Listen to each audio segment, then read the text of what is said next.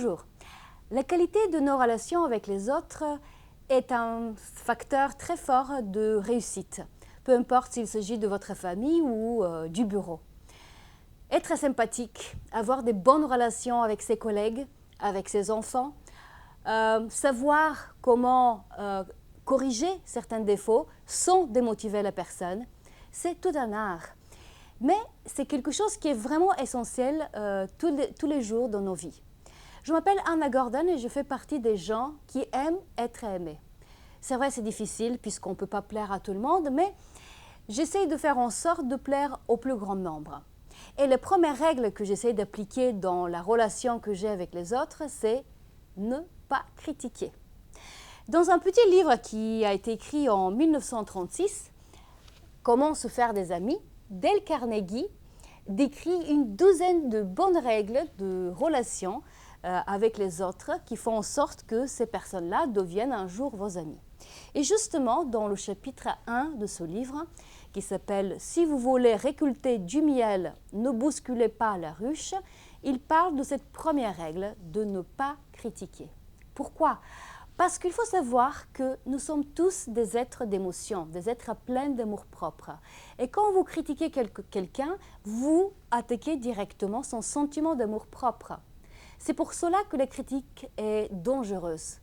Il ne faut pas blâmer les gens. Il ne faut pas les blâmer puisque c'est comme un pigeon voyageur, ça vous revient toujours. Vous condamnez quelqu'un, vous le critiquez, et puis après, qu'est-ce qu'il va faire? Il va se justifier, mais il va surtout essayer de vous condamner vous à votre tour. Donc, essayons d'abord de comprendre les personnes, savoir quels sont ses mobiles. Tout savoir, c'est tout pardonner.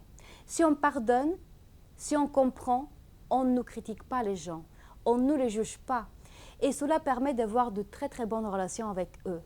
Ne pas blâmer, ça veut dire ne pas effectivement attaquer l'amour-propre des gens. Les apprécier plutôt, leur dire avec les mots justes ce qu'on a à leur dire, mais ne pas les critiquer, ne pas les attaquer. Voilà, ça c'est une toute première règle. C'est vrai, c'est difficile parce que nous avons cette propulsion naturelle de juger, d'émettre des avis, des opinions, de condamner les gens, de critiquer. On a la critique quand même très très facile. C'est pour cela qu'il faut vraiment avoir la noblesse et la maîtrise de soi, de comprendre les autres et de trouver les mots justes pour dire si on n'est pas d'accord ou si on suggère des améliorations. Voilà la première règle, ne pas critiquer pour avoir de bonnes relations avec les gens que vous aimez, vos collègues, les gens que vous croisez, vos amis, votre famille surtout.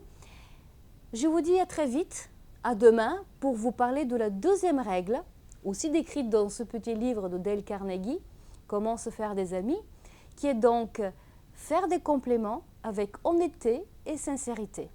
Abonnez-vous à la chaîne Maîtrise de soi et liberté, likez cette vidéo si vous l'avez bien aimée et je vous dis à très vite.